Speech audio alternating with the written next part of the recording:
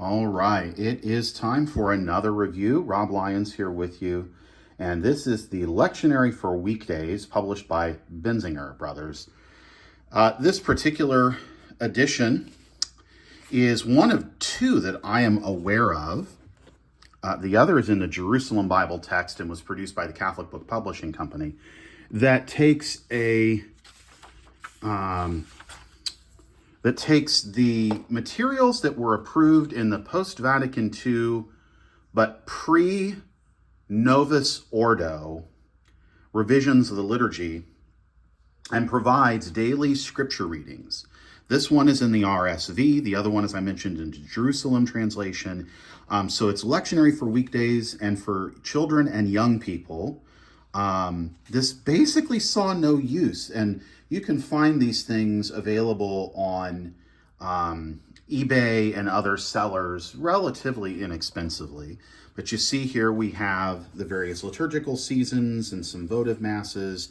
So this is your regular weekdays for a regular assembly. This is for children and for young people.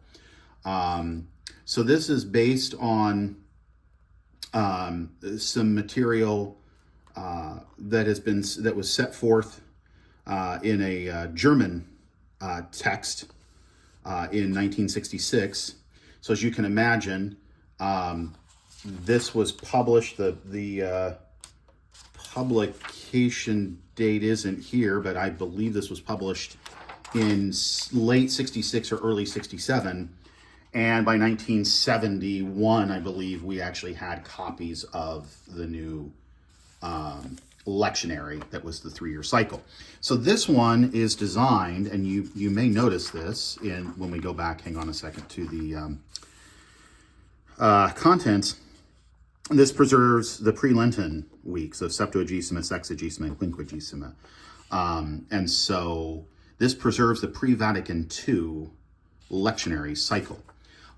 If you're familiar with the post-Vatican II weekday lectionary cycle, it's very similar. It has an even year and an odd year for the first reading, and the gospel is the same between both years.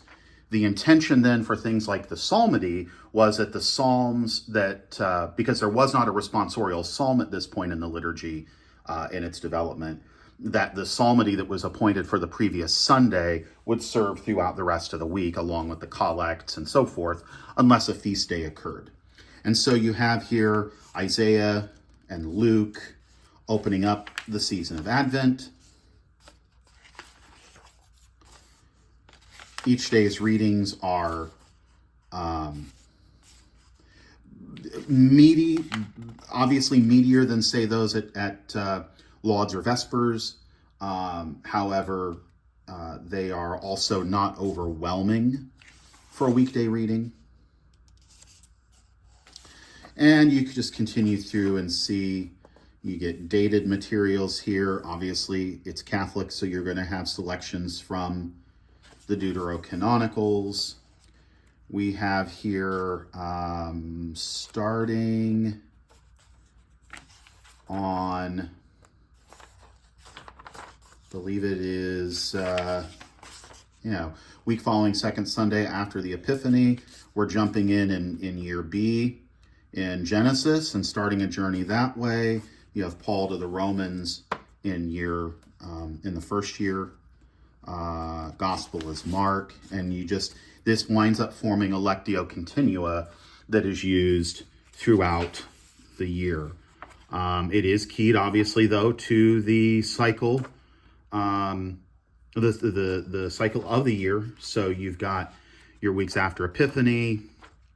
The only thing that is really missing in here that you will notice, sorry for the shake there, is so you've got the week following Quinquagesima. You have Monday, you have Tuesday.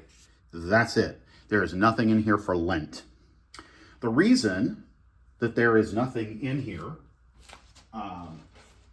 made available for Lent, and we'll just pull out a handy copy of the old St. Andrew's Daily Missal, is that when you get to Lent and Passiontide, you have daily readings that were already appointed in the Roman Missal. So here's Friday, the third week of Lent. And, sorry, page is a little bit thin. Your epistle is Numbers 20, Gospel, John 4, beginning at verse 5. The Samaritan woman and the Israelites looking for water, wanting water to drink. And so you already have everything from Ash Wednesday through to Easter provided, and actually through the Easter octave provided here. So anything not provided within the text of the Roman Missal in this era has additional readings here, and generally they're on a 2-year cycle. So the octave of Pentecost is going to be over in the Missal, and the priest would have already had that accessible. So then you get in here into your time after Pentecost. So all of this is just kind of here and available for you to see. Heading back into the back of the book, you have some various options here. You've got 1, 2, 3 votive masses for the Sacred Heart, several for the deceased.